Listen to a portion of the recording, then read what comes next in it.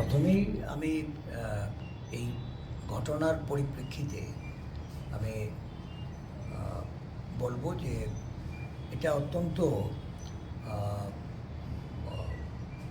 একটা নিন্দনীয় বিষয়। একজন প্রশাসনের আধিকারিক তার কাজকর্মে ত্রুটি থাকতে পারে, তার যদি কোনো ধরনের গাফিলতি থেকে থাকে, তো যারা প্রশাসনে আছেন বিভিন্ন সাংবিধানিক পদে থেকে তাদের উচিত প্রশাসনিকভাবে ব্যবস্থা গ্রহণ করা। এটা অত্যন্ত অশোভনীয় এবং দৃষ্টিকটু। এটা আমার ব্যক্তিগতভাবে আমি এটা উপলব্ধি করি। অনেকেই আমি লক্ষ্য করেছি যে শাসক দলের থেকে সরকারি আধিকারিক বা বিভিন্ন সরকারের কর্মচারীদের প্রতি যে আচরণ, এটা বলা চলে যে প্রশাসনকে দলদাসে পরিণত করার একটা অভিপ্রায়। এটা মানে সত্যি কথা যেটা, যে এটা শুধু এই রাজ্যেই নয়, সারা দেশ জুড়ে এই প্রবণতা, এবং বিশেষ করে বিজেপি শাসক দল হিসাবে যে যে রাজ্যে আছেন, প্রতিটা রাজ্যেই তারা এই ধরনের আচরণ করে চলেছেন। তো যেখানে একজন সাংবিধানিক পদাধিকারী একটা গুরুত্বপূর্ণ পদে যিনি অধিষ্ঠিত, তার প্রতি কি ব্যবহার হবে, এটা কোনো পলিটিক্যাল স্টান্ট যদি দেখাতে চান, তাহলে অবশ্যই এটা যে গাফিলতি বা ত্রুটির জন্য উনি জনসম্মুখে এই বিষয়গুলি এনেছেন, তো সমান অন্যায় উনি ওনার সীমাবদ্ধতা বা এখতিয়ারের বাইরে গিয়ে যেটা উনি দেখাতে চেয়েছেন, উনি সমভাবেই আমি বলবো যে দোষী। এই রাজ্যের স্বাস্থ্য পরিষেবা যা নিয়ে উনি কথা বলেছেন, আমরা বারংবার বলে আসছি, চিকিৎসকের যেমন স্বল্পতা, নার্স থেকে শুরু করে স্বাস্থ্যকর্মীর সর্বত্র অভাব, পরিকাঠামোগত দুর্বলতা, সমস্ত স্বাস্থ্য ব্যবস্থাটাই আজকে সাধারণ মানুষের তাদের নাগালের বাইরে। যারা বিভিন্ন হাসপাতালগুলিতে, জেলা হাসপাতাল বলুন, রাজ্যের প্রধান রেফারেল হাসপাতাল বলুন, সর্বত্র অব্যবস্থা বিরাজমান।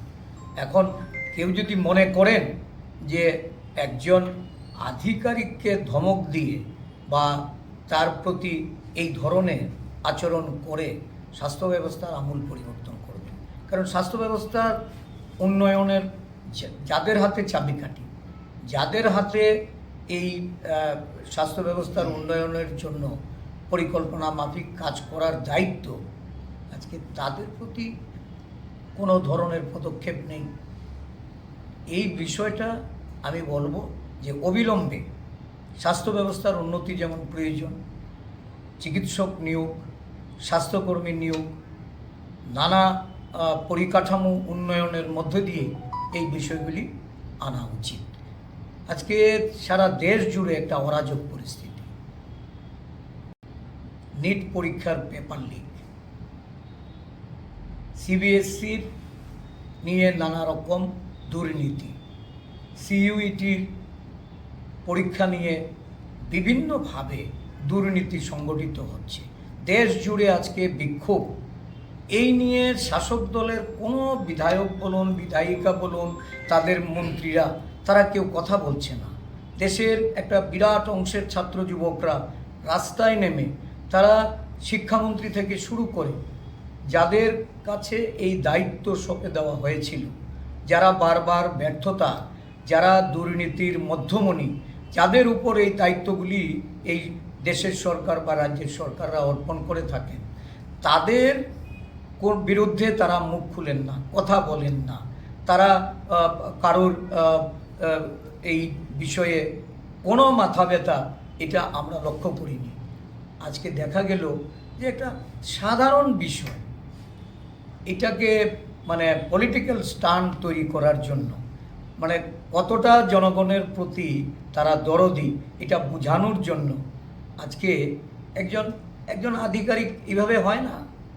একজন আধিকারিককে তার মেধা, তার শিক্ষা, তার অনেক শ্রমের পরে একটা লোক এই জায়গায় অবস্থান করে।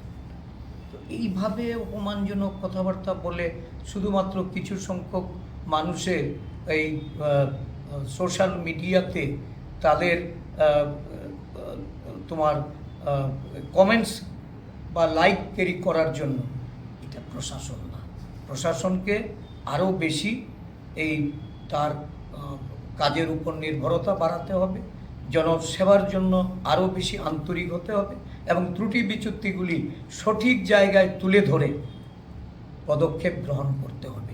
এখানে কোনো ব্যক্তি বা কোনো আমার মনে হয় না যে আধিকারিককেই শুধু মুখ্যত দায়ী করে নিজের যে ত্রুটি বা নিজের যে দুর্বলতা এইগুলি থেকে মুক্ত রাখা, জনগণকে বোঝানো, শাসন ক্ষমতায় থাকলে শাসক দল তার গুরু দায়িত্ব পালন করতে হবে এবং সেই দায়িত্ব যদি কেউ অন্যের ঘাড়ে তুলে দিয়ে নিজের স্লেট পরিষ্কার করতে চায়, জনগণ ক্ষমতা